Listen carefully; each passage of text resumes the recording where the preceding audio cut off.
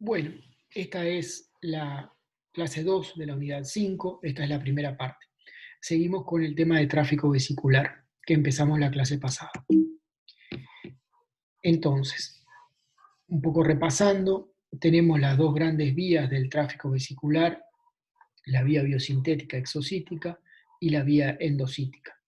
La vía biosintética exocítica va del retículo endoplasmático al aparato de Golgi, de este a vesículas de secreción, vesículas de exocitosis, que acá están dadas, dicen vesículas de transporte. En otro ramal va a los endosomas, y de los endosomas va a los lisosomas.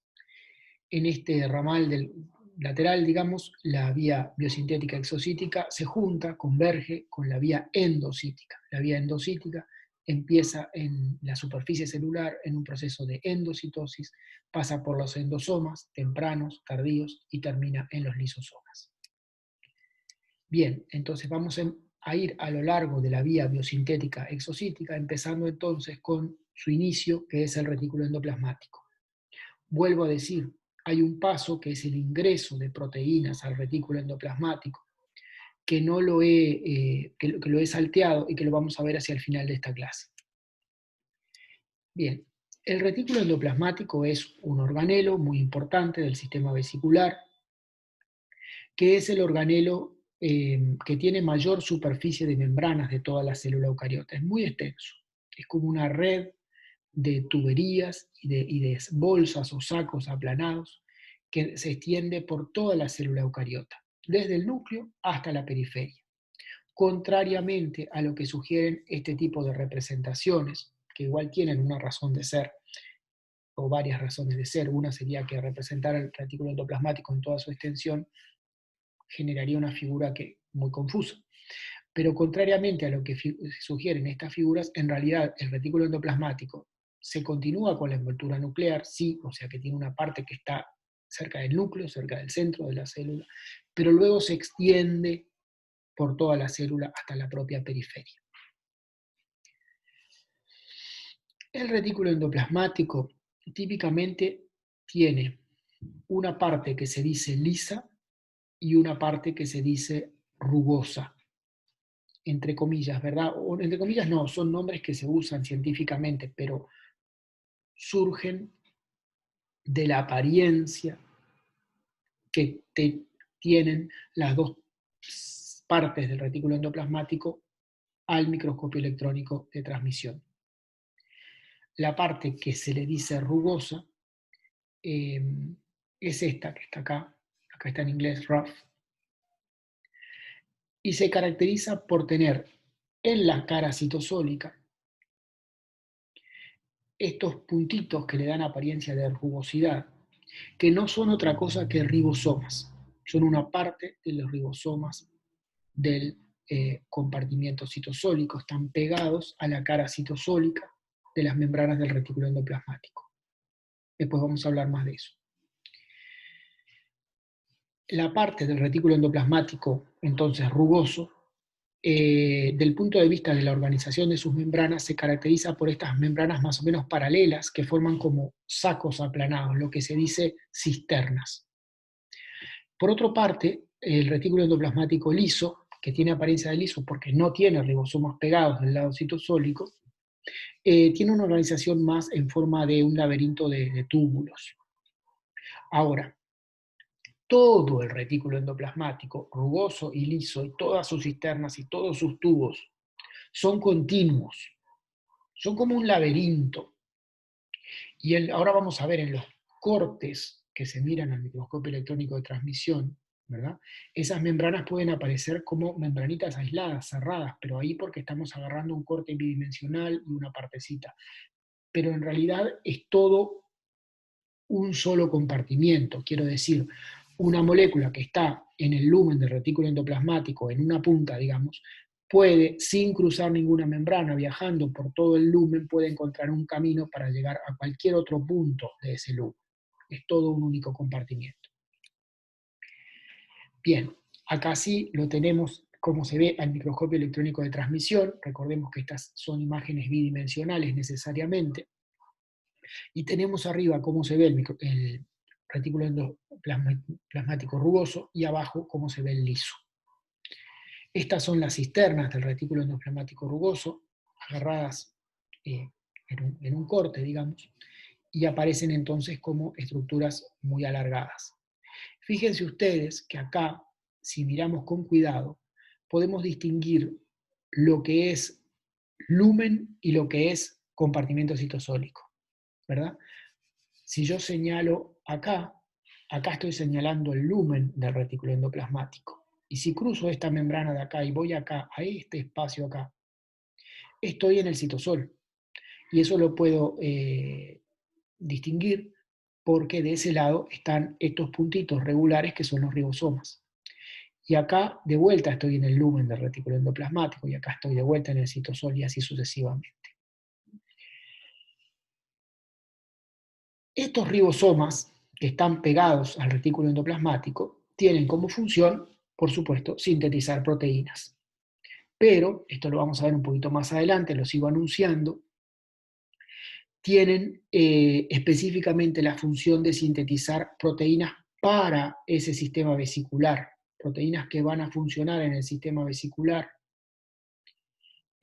lo cual incluye decir proteínas que pueden tener que funcionar en el medio extracelular por la conexión esta que ya vimos entre lo que es el sistema vesicular y el medio extracelular. Entonces, hay tipos celulares en los cuales se ve una gran superficie de membranas de retículo endoplasmático rugoso y otros que no. Esos tipos celulares donde se ve mucho retículo endoplasmático rugoso son tipos celulares en general que producen muchas proteínas del sistema vesicular y usualmente se trata de tipos celulares que producen muchas proteínas para afuera, para el medio extracelular. Otra vez ese ejemplo de la célula productora de anticuerpos, por ejemplo. Luego abajo tenemos una vista del retículo endoplasmático liso. ¿tá? Acá no tenemos ribosomas y debido a que las membranas se organizan en forma de tuberías, aparecen en los cortes, al microscopio electrónico de transmisión, aparecen ya sea como más o menos como círculos o como óvalos o elipses o como figuras más alargadas, según esas tuberías el corte las agarre transversalmente o oblicuamente o longitudinalmente.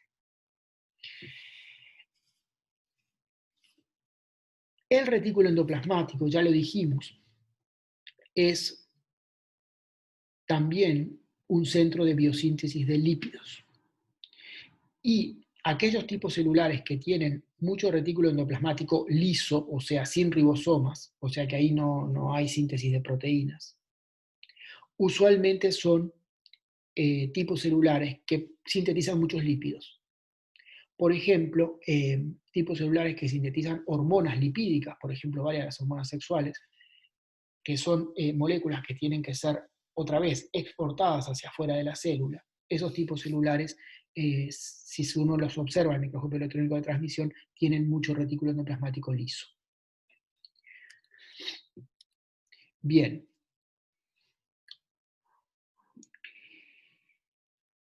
¿Cómo es esto de que el retículo endoplasmático es un centro de biosíntesis de lípidos? A ver, hay una cosa muy simple que hay que razonar, que es esta. Los lípidos son hidrofóbicos, o totalmente hidrofóbicos o parcialmente hidrofóbicos. Las moléculas hidrofóbicas no se mezclan bien con el agua, no difunden en el agua, y en cambio se asocian espontáneamente con las membranas celulares por el tema del efecto hidrofóbico. Entonces, las enzimas que sintetizan y modifican lípidos, o sea que tienen usualmente como sustratos a unos lípidos y como productos a otros lípidos, en general en las células se asocian con membranas, porque es a través de las membranas que esos sustratos y esos productos pueden difundir, pueden moverse, porque no son libremente solubles en agua. ¿Y qué membranas? En particular las membranas del retículo endoplasmático. El retículo endoplasmático es donde se sintetizan la mayor parte de los lípidos de membrana de la célula, es decir, los fosfoglicéridos y otros lípidos de membrana que no vemos en detalle en este curso. Y también es el retículo endoplasmático donde se sintetizan los triacilglicéridos y otros lípidos que no vemos en este curso que son a todos los efectos prácticos enteramente hidrofóbicos. Y que dijimos que en las células se encuentran como lo que se llaman gotas lipídicas. Esas gotas lipídicas se arman en el retículo endoplasmático, de esta manera que aparece acá, ¿verdad? Esta sería la bicapa lipídica correspondiente a la membrana del retículo endoplasmático, acá está el lumen, acá está el compartimento citosólico. Esos lípidos hidrofóbicos, en particular triacilglicéridos, se acumulan entre las dos monocapas, ¿verdad? O sea, en el interior hidrofóbico de la membrana del retículo endoplasmático. Y se entran a acumular tanto que generan esta estructura así, donde hay un centro hidrofóbico, triacilglicéridos y otros lípidos bien hidrofóbicos. Y por afuera, ya no una bicapa, sino una monocapa de lípidos anfipáticos, de fosfoglicéridos y otros lípidos que tienen una parte polar, una monocapa, ya no una bicapa. ¿Por qué una monocapa? Porque lo que tengo adentro es hidrofóbico, no es agua. Entonces, hacia adentro tienen que estar las colas hidrofóbicas, que es lo que se muestra acá. Es otra representación más o menos de lo mismo, ¿verdad? Una monocapa de fosfoglicéridos, otros fosfolípidos, otros lípidos así anfipáticos, con las colas hidrofóbicas hacia adentro, rodeando una gota de triacilglicéridos y otros lípidos enteramente hidrofóbicos.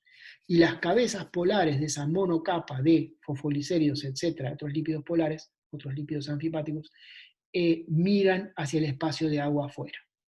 Y también hay, esto no se muestra abajo, pero se muestra en representación de arriba, también hay proteínas que acompañan a esa monocapa de fosfolípidos. De manera que se forma esta estructura, esta es la gota lipídica, que antes les había mostrado cuando estábamos en la unidad 2 al microscopio electrónico de transmisión, se forma esta estructura donde tenemos adentro lípidos hidrofóbicos, luego una monocapa de lípidos anfipáticos con proteínas. Y esto funciona en forma bastante parecida a un organelo. ¿En qué sentido? En el sentido de que tiene, ¿cómo le voy a decir? Tiene sus funciones específicas, de alguna manera es un compartimento separado y sobre todo que tiene su conjunto de proteínas específicas que le dan como su identidad, así como hay proteínas de la mitocondria, hay proteínas del retículo endoplasmático, hay proteínas del aparato de Golgi, bueno, hay proteínas propias de las gotas lipídicas. Tampoco es realmente o típicamente un organelo porque no tiene una bicapa, ¿verdad? Y en correspondencia con eso no tiene un espacio de agua adentro. Adentro lo que tiene es grasa, digamos. Pero bueno, ¿qué nos importa acá? Lo que nos importa es que los triacilglicéridos se sintetizan en el retículo endoplasmático y de las membranas del retículo endoplasmático, a partir de las membranas del retículo endoplasmático, se forman estas gotas lipídicas que son la forma en la que se encuentran los triacilglicéridos en la célula. Bueno, esto era retículo endoplasmático. Pero vamos a volver al final cuando veamos cómo ingresan las proteínas al retículo endoplasmático, y lo cual está íntimamente asociado con el tema de esos ribosomas que dan su apariencia al retículo endoplasmático rugoso. Vamos a volver a eso después. Pero ahora vamos a seguir para adelante en la vía biosintética isocítica, y del retículo endoplasmático vamos a ir entonces al aparato de Golgi. El aparato de Golgi es un organelo también muy importante, formado por un conjunto de cisternas, o sea, de bolsas de membrana aplanadas, y también vesículas asociadas, que usualmente se encuentra cercano al núcleo de la célula, y que tiene una cara, acá, que se llama la cara CIS, CIS, que mira hacia el núcleo, y otra cara que se llama la cara trans, que mira hacia el exterior celular. Acá cis y trans son las mismas palabras, digamos, que se usan en química orgánica para decir enlaces dobles con sustituyentes en cis y en trans. Y en definitiva, cis y trans quiere decir del lado de acá o del lado de allá, del lado cercano o del lado lejano, ¿verdad? Acá cis refiere al lado cercano al centro celular o al núcleo, y trans al lado del otro lado, que mira hacia afuera de la célula. El aparato de Golgi, entonces, ¿cómo les voy a decir? Tiene como si fueran polos, ¿verdad? El polo cis del lado del núcleo y el polo trans del otro lado. Y tiene propiedades diferentes en esos dos polos, en esos dos extremos. Decimos que el aparato de Golgi tiene polaridad estructural. No es lo mismo de un lado que de otro. Esto no es polaridad eléctrica, esto no es polaridad magnética, es polaridad usada de una manera más general, que en biología se usa bastante, polaridad estructural. Después lo vamos a ver a nivel de toda la célula, también se habla de polaridad. Refiere a cuando un objeto, sea un organelo, una célula, un filamento del citoesqueleto, un organismo entero, ¿verdad? Tiene polos o extremos que son diferentes, ¿verdad? Simplificando, una pelota bien hecha, digamos, no tiene polaridad estructural, debería ser igual de cualquier lado que uno la mire, ¿tá? Pero, qué sé yo, esta taza, ¿verdad? Tiene polaridad estructural, no es lo mismo este lado, donde puedo poner el café, que esta base. Si yo la doy vuelta, evidentemente, la cosa no me va a funcionar, se me va a volcar el café, etcétera, ¿verdad? El cuerpo humano tiene polaridad estructural, ¿verdad? Eh, Antero-posterior, de la cabeza a la cola o de la cabeza a los pies, como lo queramos ver, y también dorso-ventral, ¿verdad? No es lo mismo la parte de adelante del cuerpo que la espalda, yo qué sé, ¿verdad? Esas son, una lapicera tiene polaridad estructural, yo si la doy vuelta no puedo escribir con la parte de atrás, ¿verdad? El aparato de Golgi tiene polaridad estructural, entonces. La cara cis tiene unas propiedades y la cara trans tiene otras. ¿Por qué es eso? Bueno, eso evolutivamente, digamos, responde a lo que es justamente su función en el tráfico vesicular. La cara cis es la que recibe las vesículas en ese camino, en esa ruta, en esa vía exocítica. Recibe las vesículas que vienen del retículo endoplasmático. Y la cara trans es la que da las vesículas que van a ir a parar o a endosomas o a la membrana plasmática. Entonces, en la vía biosintética exocítica, el aparato de Golgi recibe vesículas por su cara cis, esas vesículas se mueven de la cara cis a lo que se llama el Golgi medio, acá, y del Golgi medio a la cara trans, y de la cara trans siguen para adelante en las diferentes ramales, porque acá hay ramales de la vía biosintética exocítica. ¿Tá?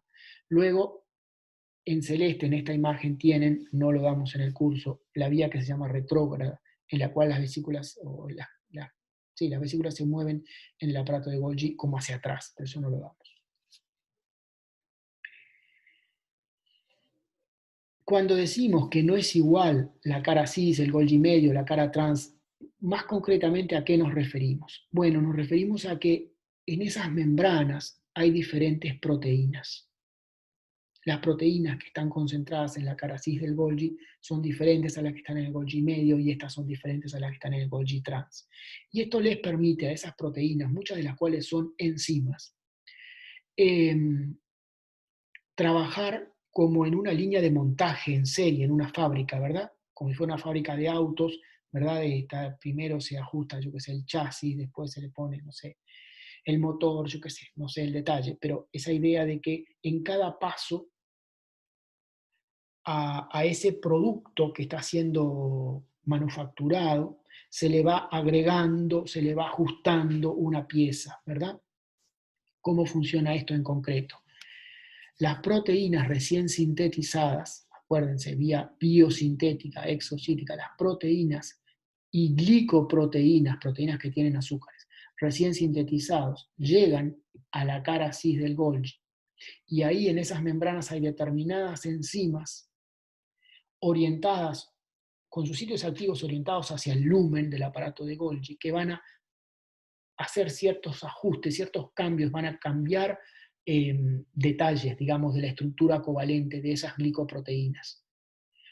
Algunos cambios en el Golgi cis, otros en el Golgi medio, otros en el Golgi trans. Esto sobre todo, no solo, pero sobre todo afecta a los azúcares que decoran a las proteínas, a las que son mayoritariamente acá glicoproteínas, por lo tanto.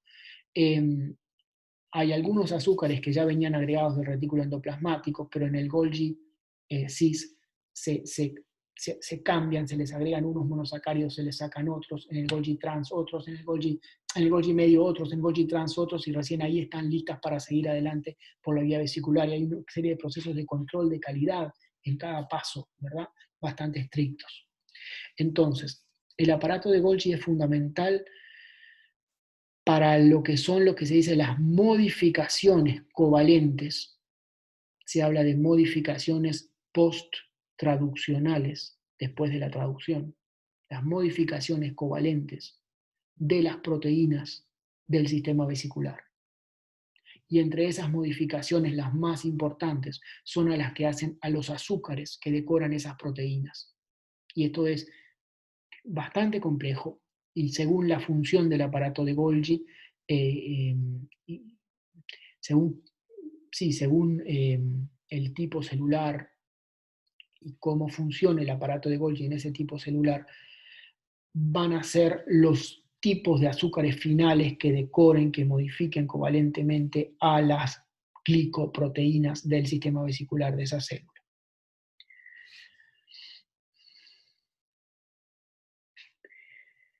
Bien. Y esto, a ver, esto que parece tan rebuscado, saben que es objeto de trabajo y de investigaciones millonarias en la industria farmacéutica, porque hoy por hoy muchos de los nuevos fármacos son proteínas. En general, en su gran mayoría, son glicoproteínas. Y en general ¿cómo les voy a decir? Se producen por técnicas de ingeniería genética, ¿verdad? Por ejemplo, proteínas humanas se producen en células que a veces son humanas y a veces no son humanas en cultivo.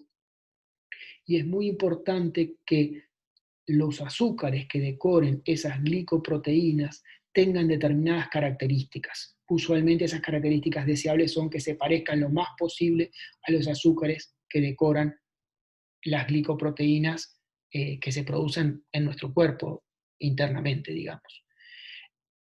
Y el ajustar la glicosilación esa que ocurre en el retículo endoplasmático y en buena medida en el aparato de Golgi, ajustarla finamente y el controlarla para que sea reproducible entre lote y lote de esas proteínas de uso farmacéutico que después se producen, es un tema importantísimo, es de las cosas más importantes en la producción de proteínas que funcionan como fármacos. Eso es un paréntesis.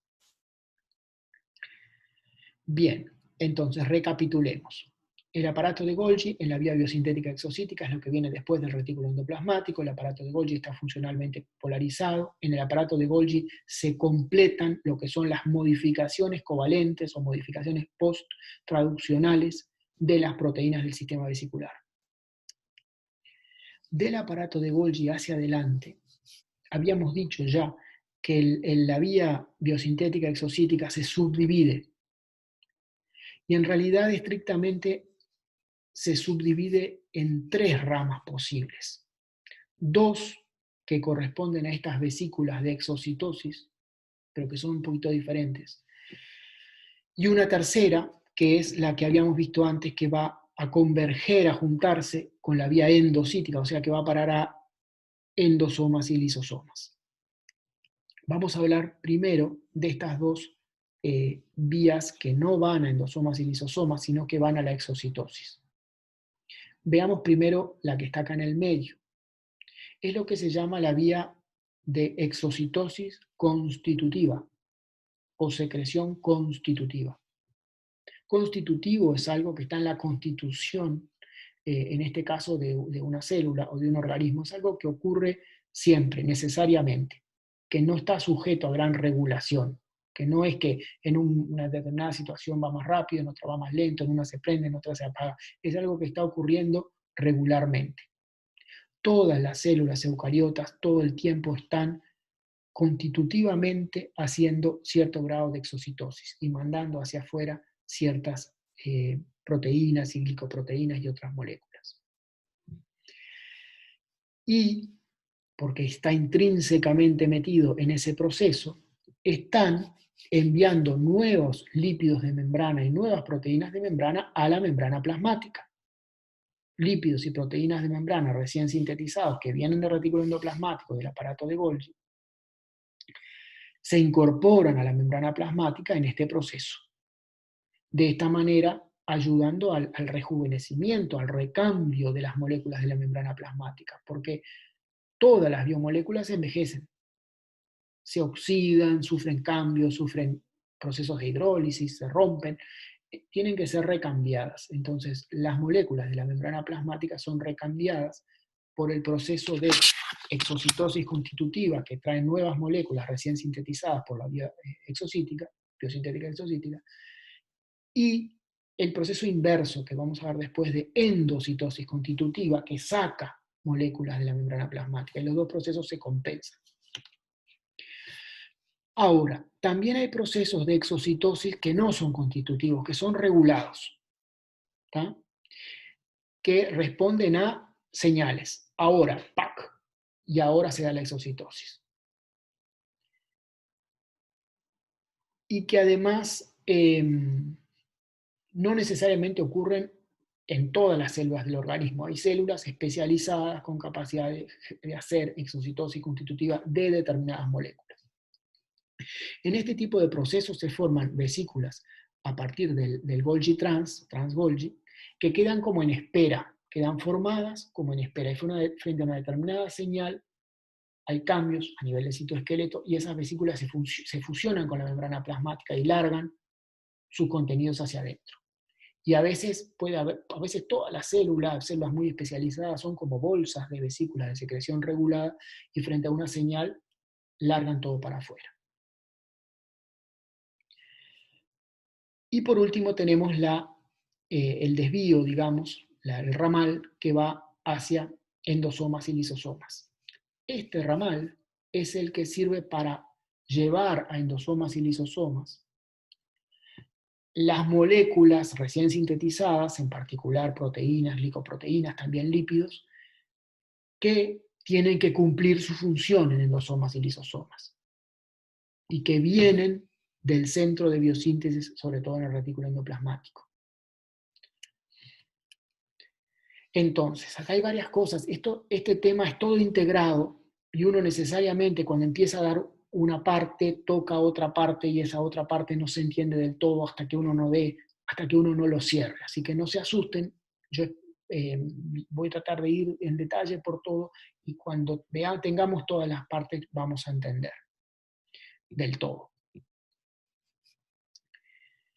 Bien, acá hay un problema que vamos a tratar de resolverlo, que es, el aparato de Golgi tiene, o vamos a hacerlo más simple, el trans-Golgi, digamos, la parte trans del Golgi, tiene un solo lumen, o sea, un solo interior de esa bolsita de membrana. Pero de ahí salen unas vesículas que van a exocitosis constitutiva, que llevan unas moléculas que tienen que hacer ir a exocitosis constitutiva, otras vesículas que van a exocitosis regulada, o secreción regulada, y llevan otras moléculas, y otras vesículas que van a endosomas y lisosomas y tienen que llevar otras moléculas. Pero ¿cómo es que no se me mezcla todo eso? ¿Cómo logro que determinadas moléculas acá representadas en rojo vayan a parar para acá, determinadas moléculas acá representadas como palitos azules vayan a parar para acá, determinadas moléculas representadas de otra manera vayan a parar para el otro lado? Acá preciso una clasificación, como que a mí me llegara a un aeropuerto una serie de valijas, ¿verdad?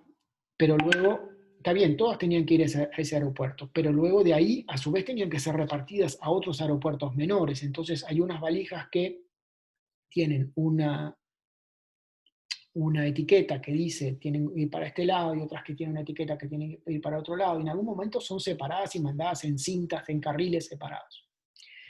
Eso ocurre en el Golgi trans y ocurre más o menos de la manera que les voy a resumir acá. Miren esta diapositiva. Acá tenemos en blanco el compartimento citosólico, en gris el lumen del aparato de Golgi, en gris más oscuro la membrana del aparato de Golgi. Esta molécula en rojo es una molécula que tiene que ser clasificada y tiene que ser enviada a uno de estos subtipos de vesículas. Supongamos en este caso que es una molécula que tiene que ir a los endosomas y no al medio extracelular. Esta molécula puede ser una proteína, puede ser una glicoproteína, puede ser otro tipo de biomolécula, ¿tá? Pero en términos genéricos, para dar la cuestión general y no específica, le llamamos molécula de carga, en el sentido de que va a ser cargada. Esto no tiene nada que ver con carga eléctrica, ¿verdad? Simplemente en el sentido de carga, como quien dice carga aérea o carga marítima. ¿Tá? Es la traducción de la palabra inglesa cargo, que es carga en ese sentido, en el sentido de transporte, en sentido mercantil, ¿verdad? Y no es la traducción de la palabra inglesa charge, que sería carga en el sentido de carga eléctrica. En español son la misma palabra. Acá queremos decir nada más una molécula que tenemos que agarrar, empaquetar en una determinada vesícula que va a ir a parar a determinado lugar. Entonces, ¿qué es lo que pasa? En las membranas de Trans-Golgi hay determinadas proteínas transmembrana, que son las que están en celeste, que son los que se llaman receptores de carga, que tienen, mirando hacia el lumen, sitios de unión para esas moléculas de carga, y van a pescar, van a agarrar esas moléculas de carga. Esos receptores de carga, en celeste, a su vez del lado citosólico, ya que atraviesan la membrana del Golgi, del lado citosólico se van a asociar a estas proteínas en verde claro, que se llaman proteínas adaptadoras, que a su vez se asocian a las proteínas de revestimiento, en este ejemplo clatrina, de la que ya hablamos, ¿verdad? Que son las que dijimos van a catalizar la formación de la vesícula. Entonces, esta vesícula en particular, armada de esta manera, va a tener este receptor de carga en particular y va a concentrar, ¿verdad?, esta molécula de carga en particular. Después, las proteínas de revestimiento y las adaptadoras se van a separar, pero el receptor de carga, que es transmembrana, va a quedar, y por supuesto lo que está del lado de adentro, unido al receptor de carga, va a quedar, y esta vesícula va a ir a parar a determinado lugar de la célula, podría ser a endosomas, por ejemplo. Y del mismo compartimiento se puede formar otras vesículas con otros receptores de carga y que concentren otra carga, otro contenido, ¿verdad?, que vaya a parar a otro lado. Eso está mostrado en la siguiente diapositiva, donde tenemos el organelo dador, la formación de dos tipos de vesículas diferentes, con dos receptores de carga diferentes, que por lo tanto acumulan dos tipos de carga diferentes, ¿verdad? Que son las moléculas representadas en círculos, como círculos amarillos y cuadrados, por otro lado cuadrados naranjas, ¿verdad? Y esos dos tipos de vesículas van a ir a parar a dos membranas aceptadoras diferentes. Acá dice compartimiento A, compartimiento B. El compartimiento A podría ser un endosoma, el compartimiento B podría ser la membrana plasmática.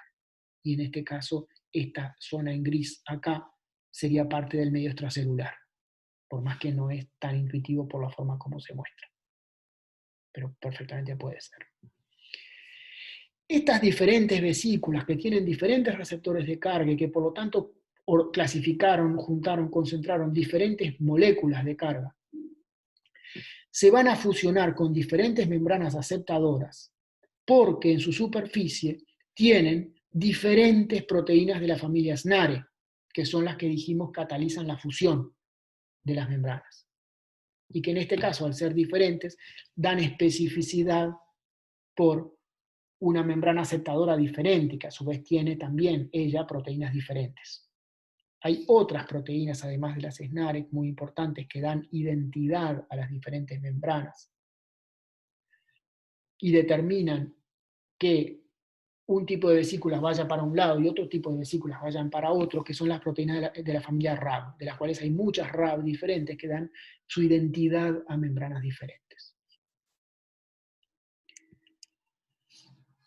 Esta es una representación bastante, es linda porque es bastante realista, de un tipo de vesícula de exocitosis o de secreción regulada, que es lo que se llama una vesícula sináptica, que es un tipo de vesícula que participa en las señales que dan las neuronas a otras neuronas o a otras células que no sean neuronas.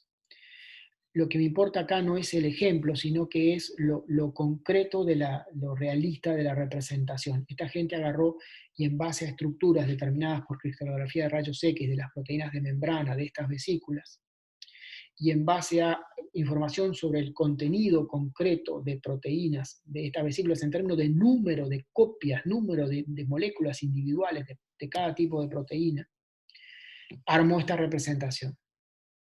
¿Tá? Acá tenemos los lípidos, la bicapa lipídica, ¿verdad?, de la vesícula. Esto, por supuesto, es el lumen de la vesícula. Acá, además de estas moléculas que se muestran acá, habría agua.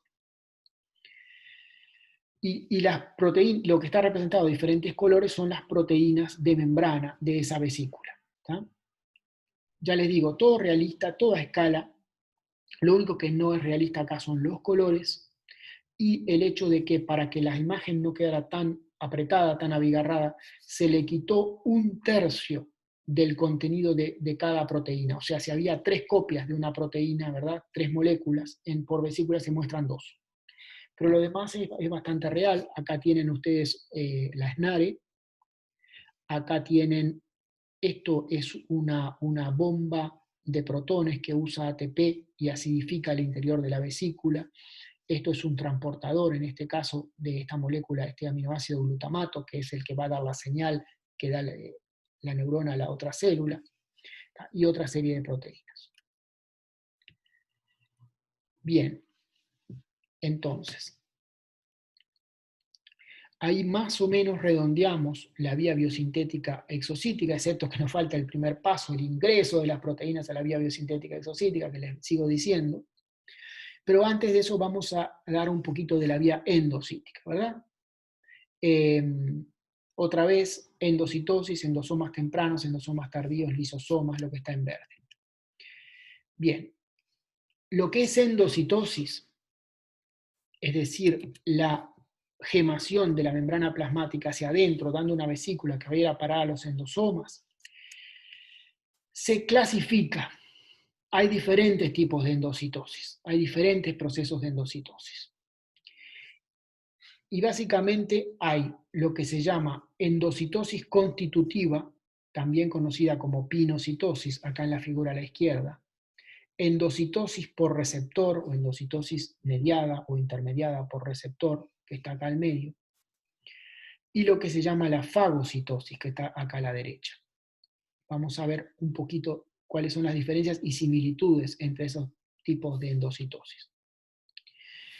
La endocitosis constitutiva, ya la habíamos mencionado, es el proceso que balancea a la exocitosis constitutiva, ¿verdad?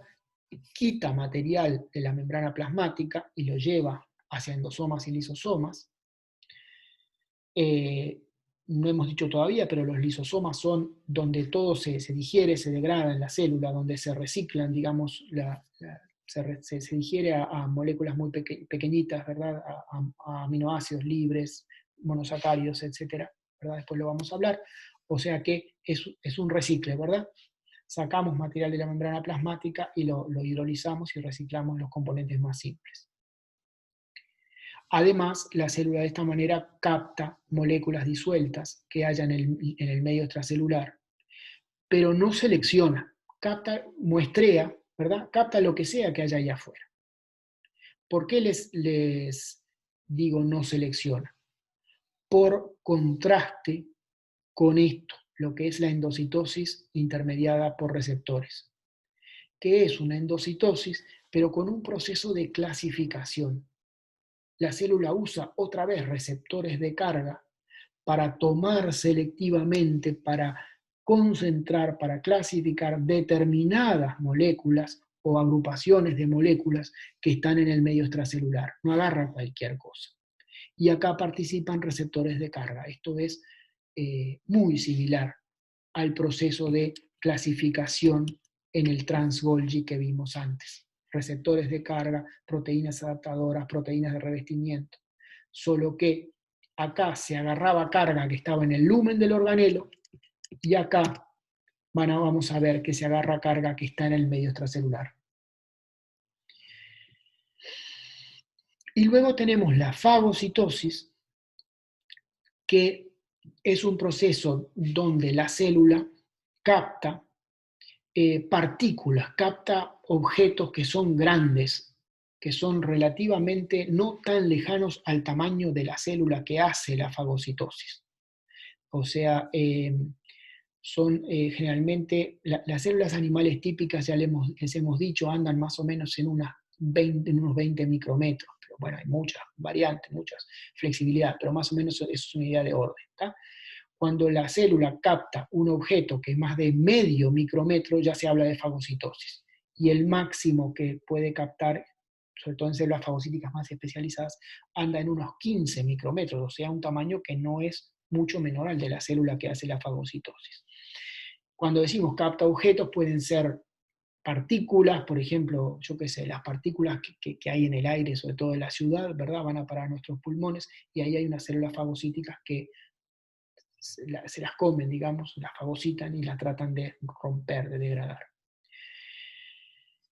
Pero muchas veces el objeto fagocitado es otra célula, por ejemplo, una célula bacteriana que haya entrado en nuestro cuerpo, pero también células propias nuestras que se murieron, que se envejecieron y se murieron y que tienen que ser degradadas y sus componentes reciclados y usados de vuelta. Eh, Aunque no se muestra en esta figura, la fagocitosis en realidad podemos pensarla como un caso particular de la endocitosis por receptor, porque en la fagocitosis también actúan receptores, aunque acá no se muestran. Tiene que haber proteínas de membrana de la célula fagocítica que toquen, que agarren al objeto de fagocitosis, ¿verdad? Entonces, vamos a concentrarnos un poquito más en lo que es endocitosis mediada por receptor, el caso del medio, ¿verdad? Porque, bueno, es más complejo que la endocitosis constitutiva, porque operan receptores, y además mucho de lo, por lo que ya dije, mucho de lo que se aplica a la endocitosis mediada por receptor también funciona igual para la fagocitosis. Entonces, veamos esta diapositiva. Tenemos los receptores de carga, que ahora están en la membrana plasmática y están con sus sitios de unión para la carga, digamos, orientados al medio extracelular. Tenemos la gemación, acá, que ocurre hacia adentro de la célula. Las proteínas de cubierta, acá no están mostradas las proteínas adaptadoras por simplicidad. Y la carga, que en este caso dice LDL, porque este es un ejemplo específico de algo que es genérico. Es un ejemplo específico, es un ejemplo clásico de endocitosis intermediada por receptor, porque es uno de los primeros que se entendió. Es la captación de lo que se llama la LDL. La LDL es la lipoproteína de baja densidad plasmática. O sea, los lípidos circulan en el plasma de nuestra sangre, en el líquido de nuestra sangre, en forma de partículas, de agrupamientos con un centro hidrofóbico y proteínas por afuera, que se llaman lipoproteínas plasmáticas, pero no son meramente una molécula de proteína, son grandes agrupamientos de lípido y proteína unidas por efecto hidrofóbico. Son partículas lipoproteicas. Y las hay de diferentes, se clasifican por su densidad. Y la LDL es la lipoproteína de alta densidad, también es de baja densidad, también está la HDL que es la de alta densidad. El colesterol de la sangre es transportado en estas lipoproteínas, ¿tá? Y cuando se hacen los análisis de colesterol se clasifica cuánto del colesterol está en lipoproteínas de alta y de baja densidad. ¿Tá? Cuando la abuela le dice me dio alto el colesterol malo, se está refiriendo al colesterol presente en lipoproteínas de baja densidad, que es el más peligroso, y el de alta densidad al revés. Esta es la captación entonces de las partículas lipoproteicas de baja densidad, que son las que, si no son captadas adecuadamente, se acumulan en el plasma de la sangre, tienden a depositarse en las paredes internas de las arterias, eventualmente generando las placas de ateroma que llevan a la enfermedad aterosclerosis. Y justamente este mecanismo molecular de endocitosis por receptor de la LDL se comprendió en buena medida por estudios eh, sobre familias que heredaban, ¿verdad? Que tenían hereditariamente problemas con el manejo de la LDL, gente que clínicamente empieza con aterosclerosis y problemas cardiovasculares muy tempranos, yo que sé, a los 40 años. Y se descubrió que esa gente tenía mutaciones o bien en receptor de la LDL o bien en proteínas adaptadoras que funcionan con este receptor, ¿verdad? Y por lo tanto su captación por parte de las células de la LDL que circula en la sangre era deficiente y por lo tanto la LDL se acumula a niveles peligrosos en la sangre y empieza a depositarse por cualquier lado, genera todos estos problemas. Eso es un ejemplo particular. Ahora, la endocitosis mediada por receptor funciona para muchos tipos de moléculas y agrupaciones de moléculas extracelulares que las células tienen que captar. ¿Está bien? Bien.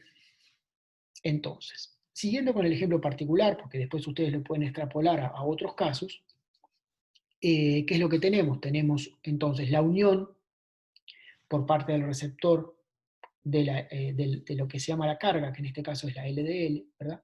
La formación de una vesícula recubierta, dentro de la cual se concentra, digamos, esa carga, en este caso esa LDL, la pérdida de la cubierta, la fusión de esa vesícula con un endosoma, de tal manera que la carga, que era extracelular, en este caso la LDL, se vuelca al endosoma. En el endosoma se da una separación entre el receptor y la carga. Esto se debe a que el pH del endosoma es un poquito más bajo que el pH extracelular. A lo largo de la vía endocítica hay un gradiente, hay una bajada de pH, ¿verdad? De un pH más o menos 7,4, que es el extracelular, a un pH más o menos de 5 o incluso 4,5, bastante ácido, que es el típico del lisosoma. Y los endosomas están en pHs intermedios. Pero ya el pH, yo qué sé, de 6 y pico de los endosomas, la interacción entre el receptor de la LDL y la propia LDL se debilita, porque hay cambios, ¿verdad?, del estado de protonación de residuos aminoácidos del sitio de unión, ¿verdad? Esa interacción se debilita de tal manera que las dos cosas se separan. El receptor es reciclado a través de otras vesículas. Esto es como una subruta que no está en los diagramas generales del tráfico vesicular, es reciclado de vuelta a la membrana plasmática para estar listo para otro ciclo de captación de LDL, y la LDL continúa su camino hacia el punto terminal, la estación terminal de la vía endocítica, que son los lisosomas, que como ya les adelanté, son compartimientos de hidrólisis, de degradación. Entonces, acá bueno, la LDL es hidrolizada a sus componentes más simples, y esos componentes más simples, incluyendo el colesterol, son reusados para la biosíntesis celular.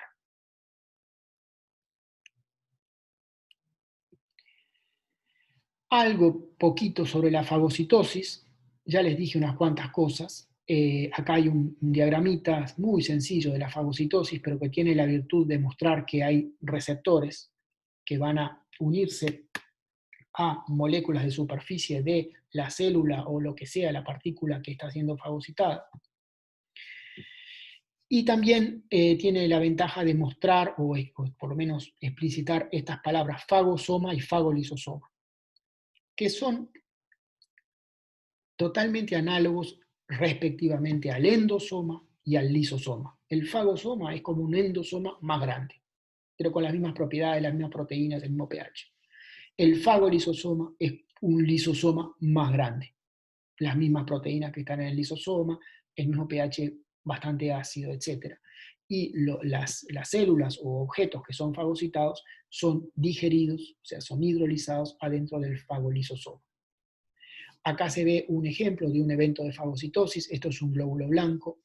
Los glóbulos blancos son diferentes, hay diferentes tipos, pero incluyen células que son, como se dice, fagocitos profesionales, con gran capacidad fagocítica. Y está fagocitando, bueno, a otras dos células. Bien, y luego llegamos entonces a al final de la vía endocítica, que son los lisosomas, que como ya adelantamos varias veces, tienen un pH bastante ácido, y como también ya dijimos, son el compartimento degradativo de la célula, son como el estómago de la célula. Acá se dan todos los procesos de hidrólisis que llevan de moléculas biológicas grandes a monómeros, ¿verdad? Las moléculas biológicas son hidrolizadas a aminoácidos, eh, monosacáridos, nucleobases, fosfato, eh, ácidos grasos, glicerol, etc. Eso es posible por la catálisis eh, realizada por una serie de enzimas que se llaman hidrolíticas, enzimas que catalizan hidrólisis, que llegan por el tráfico vesicular desde el retículo endoplasmático al aparato de Golgi, a los endosomas, a los lisosomas, ¿verdad? Y cumplen su función en los lisosomas y están especializadas en catalizar además esas hidrólisis a pH ácido. Y hay toda una batería de enzimas, nucleasas para digerir ácidos nucleicos, proteasas para digerir proteínas, glucosidasas o glicosidasas para digerir azúcares, lipasas para digerir lípidos, hay diferentes lipasas, fosfatasas para hidrolizar fosfatos, ¿verdad? Sulfatasas para hidrolizar sulfatos, etcétera, etcétera. El pH ácido de los lisosomas, y en menor medida también de los endosomas, es generado por una bomba de protones característica de estos compartimentos del sistema vesicular que está en sus membranas y que utiliza la energía de la hidrólisis del ATP para bombear protones desde el compartimento citosólico al lumen de estos organelos. Ahora, cuando decimos que los lisosomas son como el estómago de la célula, ¿verdad? Y hablamos de digestión, esto puede inducir a confusión. Cuando nosotros comemos un churrasco, esas proteínas de la vaca son digeridas en lisosomas de nuestro cuerpo. No, son digeridas en el estómago. Son digeridas en un espacio extracelular. El estómago es una bolsa formada por muchas células, ¿verdad? Es un espacio extracelular, al cual se segrega ácido y enzimas hidrolíticas y que actúa para hacer la primera fase de la digestión que luego sigue en el intestino delgado. Entonces, nosotros que somos organismos multicelulares, tenemos una digestión, la digestión de los alimentos, que es extracelular. Pero también tenemos digestión intracelular adentro de los lisosomas. ¿Para qué sirve esa digestión intracelular? Sirve para el recicle, sirve para digerir los organelos de nuestras células que están envejecidos y sirve para digerir las células de nuestro organismo que envejecen y que mueren y son fagocitadas por células fagocíticas especializadas, digeridas en fagolisosomas y sus monómeros reciclados para la biosíntesis. En los eucariotas unicelulares es otra historia. Ahí sí, bueno, hay muchos casos donde los eucariotas unicelulares se alimentan por fagocitosis, ¿verdad? Y bueno, esas presas, digamos, que capturan, son digeridas en fagolisosomas, ¿verdad? Entonces ahí la digestión de los alimentos sí es intracelular, pero en organismos multicelulares como nosotros no. ¿Ven esto que dice transportador de metabolitos?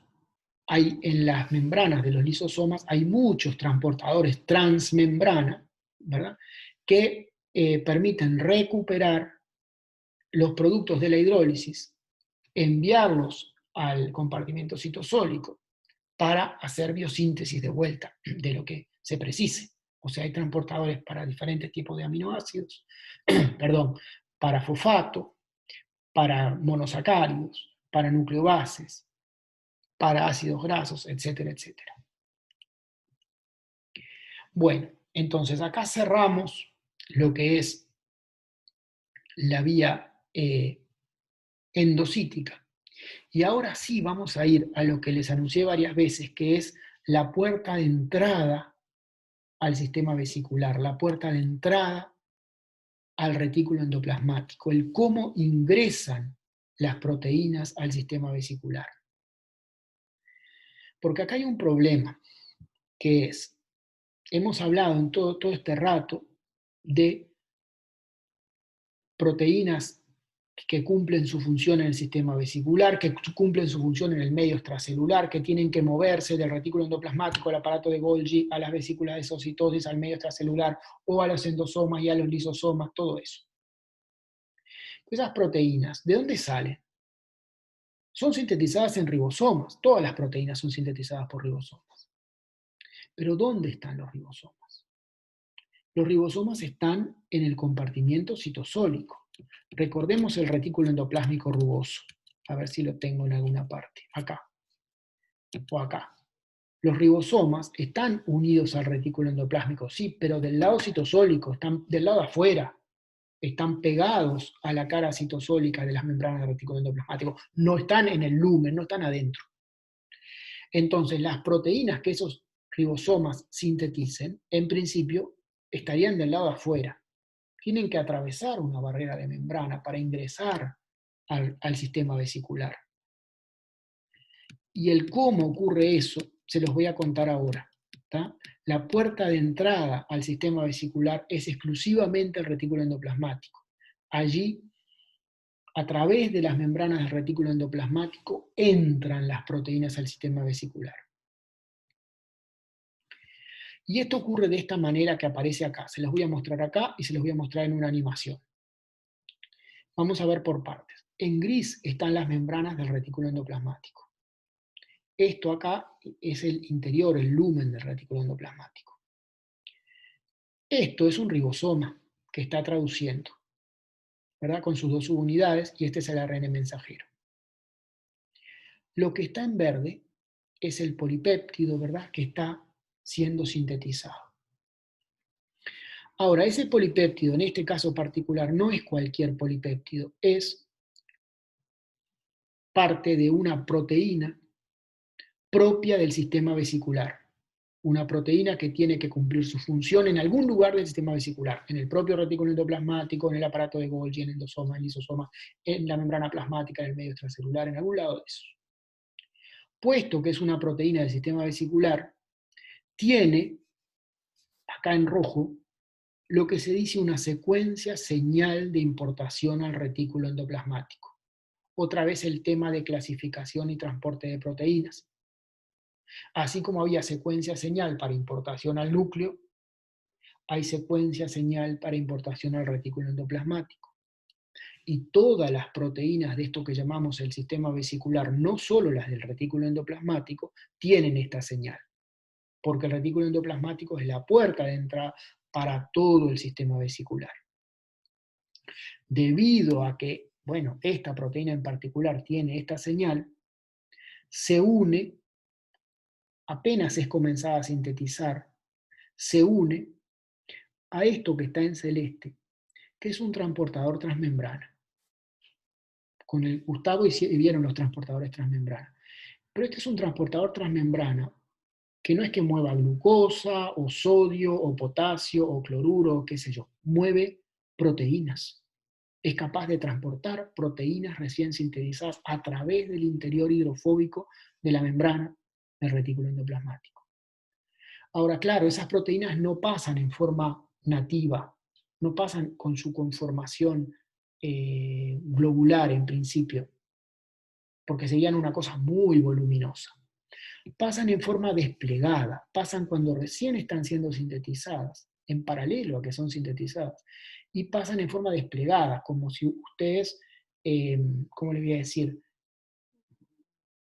Movieran pasaran un hilo con una aguja, ¿verdad? A través de una tela, ¿verdad? Pero no pasaran a través de la tela un ovillo, pero sí un hilo un hilo abierto, digamos.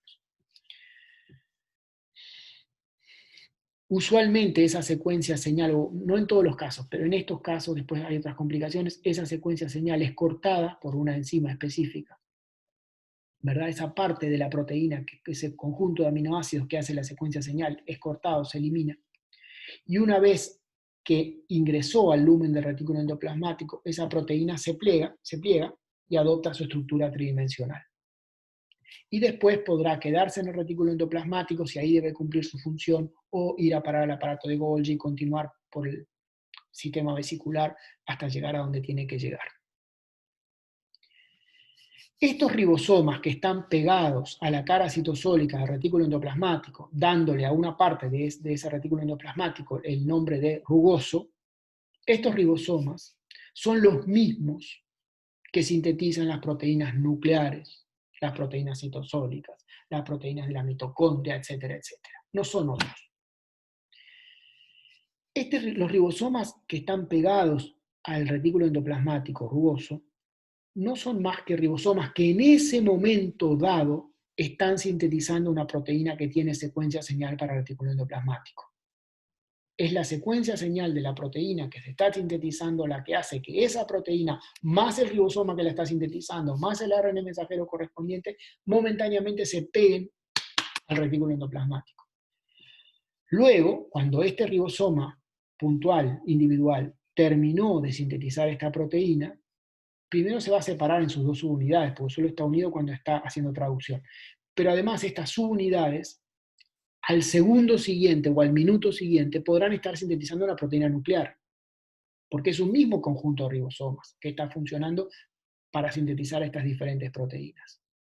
A un tiempo dado, ¿verdad? Si sacamos una foto, yo que sé, al microscopio electrónico, hay un conjunto de ribosomas que están pegados al retículo endoplasmático porque son los que en ese momento dado están sintetizando proteínas del sistema vesicular. Esto lo vamos a ver en una animación también. A ver si encuentro. Acá. Esta animación tiene algunas diferencias de representación con lo que recién vieron, porque es tan complejo estos sistemas que a veces no se puede representar todo, diferentes autores, libros, etcétera, eligen representar diferentes cosas. Acá tenemos el ribosoma con sus dos subunidades, acá tenemos el ARN mensajero, el compartimento citosólico en blanco, la membrana del retículo endoplasmático, el lumen del retículo endoplasmático. Esto que está en rojo es la proteína que está siendo comenzada a sintetizar y que comienza en este caso por un conjunto de aminoácidos que dan esa secuencia señal de importación al retículo endoplasmático. Entonces, debido a que se encuentra esa secuencia señal, esa secuencia señal se asocia con una proteína específica que no estaba mostrada en la diapo anterior, y ese conjunto a su vez se asocia con un receptor que tampoco estaba mostrado en la diapo anterior, pero que está en la membrana del retículo endoplasmático, y a su vez todo el conjunto ahora se asocia con el transportador, ese sí es el transportador que estaba en celeste en la otra imagen, ¿verdad? Y comienza el transporte que ocurre al mismo tiempo que la síntesis de esa proteína hacia el lumen del retículo endoplasmático. Hay una enzima hidrolítica específica que corta el péptido o la secuencia señal. Luego ocurre el transporte hacia el lumen del retículo endoplasmático, ya les digo, paralelo a la traducción, y una vez que se encuentra dentro del lumen, esta proteína adoptará su conformación nativa. Bien.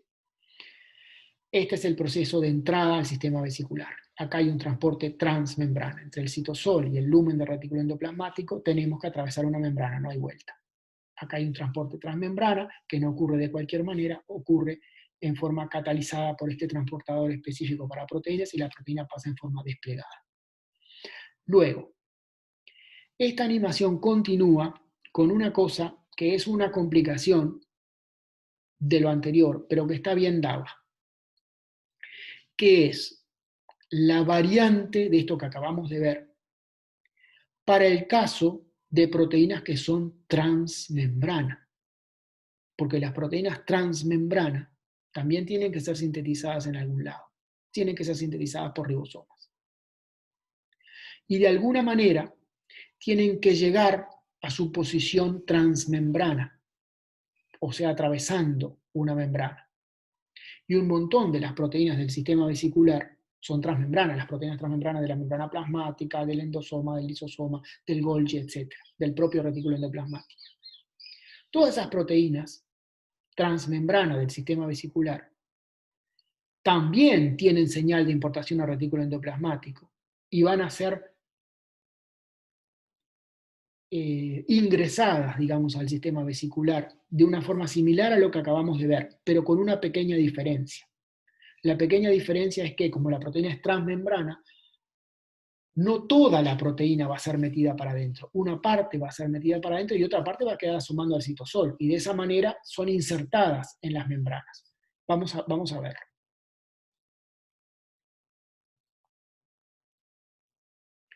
Ahí viene. Acá, como esta proteína es transmembrana, la secuencia señal para importación a retículo endoplasmático, en vez de estar en la punta, está en el medio de la proteína. Y eso hace que el transporte de esa proteína al lumen del retículo endoplasmático sea, ¿cómo le iba a decir?, sea parcial, toque o se aplique a solo una parte de la proteína. En este ejemplo, a la mitad carboxilo terminal de la proteína, mientras que la mitad amino terminal queda mirando al citosol. ¿Ven? Y en este caso la secuencia señal no se corta.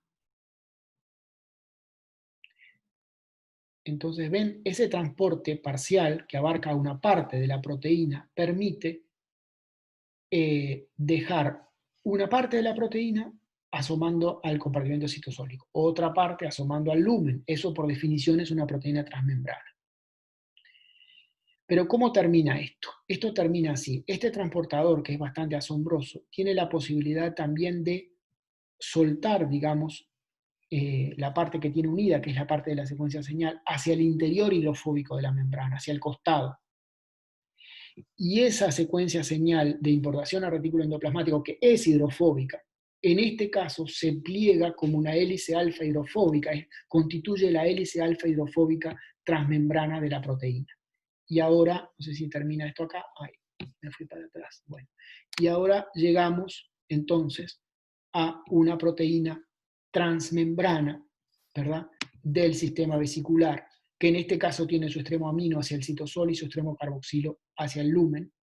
Hay otras variantes de esto que permiten insertar proteínas exactamente al revés, con el extremo carboxilo hacia el citosol y el extremo amino hacia el lumen, y hay otras variantes que permiten insertar proteínas que tienen varios pasos por la membrana, o sea, que tienen varias hélices alfa hidrofóbicas que atraviesan la membrana entonces una vez, dos veces, tres veces, cuatro veces, siete veces, y otras variantes que permiten insertar proteínas que tienen esa estructura de barril beta, barril de hojas beta hidrofóbico también insertado en la membrana.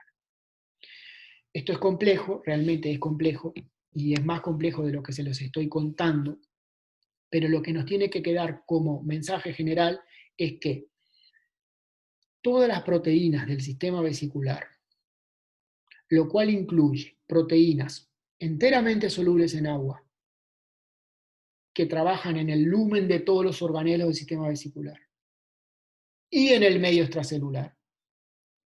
Y también incluye proteínas transmembrana que funcionan en las membranas de los organelos del sistema vesicular, todas ellas, y en la membrana plasmática.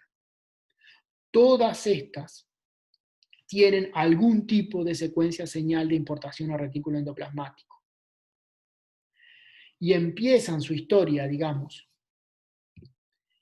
siendo sintetizadas en ribosomas asociados, que se asocian, digamos, en ese momento a las caras citosólicas del retículo endoplasmático y empiezan su historia siendo transportadas, ya sea enteramente o parcialmente, una parte de la proteína, al lumen del retículo endoplasmático.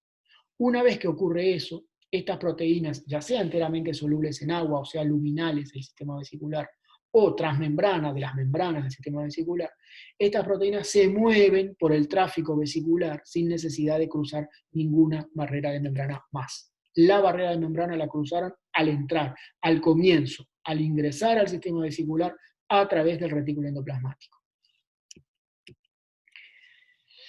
Bien. yo les hablé de esto, de la síntesis de los azúcares que decoran las proteínas, o sea, que decoran las glicoproteínas, puesto que son proteínas glicosiladas en este caso. Esto empieza en el retículo endoplasmático y continúa en el aparato de Golgi, ¿tá? Y más detalle que eso no les quiero dar. Pero les quiero hacer ver una cosa que está buena, que es que esta asimetría, falta de simetría, en lo que era el glicocálix que vimos antes, se explica por las propiedades del tráfico vesicular. ¿Qué les quiero decir? El glicocálix eran una serie de cadenas de azúcares que están mirando hacia el lado de afuera de la célula animal en particular, y no hacia el lado de adentro. Están del lado extracelular de las proteínas y también de los lípidos de la membrana plasmática, y no mirando hacia el lado citosólico. ¿Por qué esta? ¿De dónde surge esta asimetría? Surge de lo que es la vía biosintética exocítica, porque las enzimas que catalizan el agregado de azúcares y la modificación de azúcares a las proteínas del sistema vesicular, esas enzimas, ¿verdad? Que otra vez digo, que ponen los azúcares y que los van perfeccionando, tienen sus sitios activos orientados hacia el lumen del retículo endoplasmático, hacia el lumen del aparato de Golgi, y no hacia el lado citosólico. Entonces, por ejemplo, en el caso de una proteína transmembrana del sistema vesicular, que sería la vigorita negra que está acá, la única parte de esa proteína transmembrana que resulta glicosilada, que recibe covalentemente, se le une covalentemente azúcares, es la que está mirando hacia el lumen del retículo endoplasmático, hacia el lumen del aparato de Golgi, y que luego va a ser la que quede mirando, por las propiedades del tráfico vesicular, hacia el medio extracelular. En cambio, la partecita que está mirando al citosol no es glicosilada. Entonces, el sistema de transporte vesicular cumple muchas funciones súper importantes en la célula eucariota, que la fuimos viendo como pudimos por partes, ¿verdad? A lo largo de la última clase y esta. El sistema de transporte vesicular, o en corto sistema vesicular, distribuye las proteínas a la mayoría de los compartimientos celulares, al retículo endoplasmático, el aparato de Golgi, los endosomas, los lisosomas, el medio extracelular. Orienta correctamente las proteínas en las membranas, o sea, lo que mira citosol tiene que mirar, no se da vuelta, digamos, una parte mira citosol, otra parte mira el lumen o el medio extracelular y eso se mantiene. Modifica covalentemente las proteínas, en particular la glicosilación, el agregado de azúcar, pero hay otras modificaciones covalentes que también se hacen en el sistema vesicular. Sintetiza y distribuye los lípidos de membrana, ¿verdad? Sintetiza los lípidos de membrana y los mueve por tráfico vesicular a todas las membranas. Sintetiza las gotas lipídicas, ¿verdad? Los agrupamientos de lípidos enteramente hidrofóbicos que surgen en el retículo endoplasmático. Hace gran parte del intercambio de material, de moléculas entre el interior y el exterior celular. Cuando decimos esto estamos hablando de la exocitosis y la endocitosis. Y realiza la digestión intracelular de macromoléculas. Estamos hablando de la digestión intracelular que ocurre en los lisosomas. Entonces, cerramos esta clase.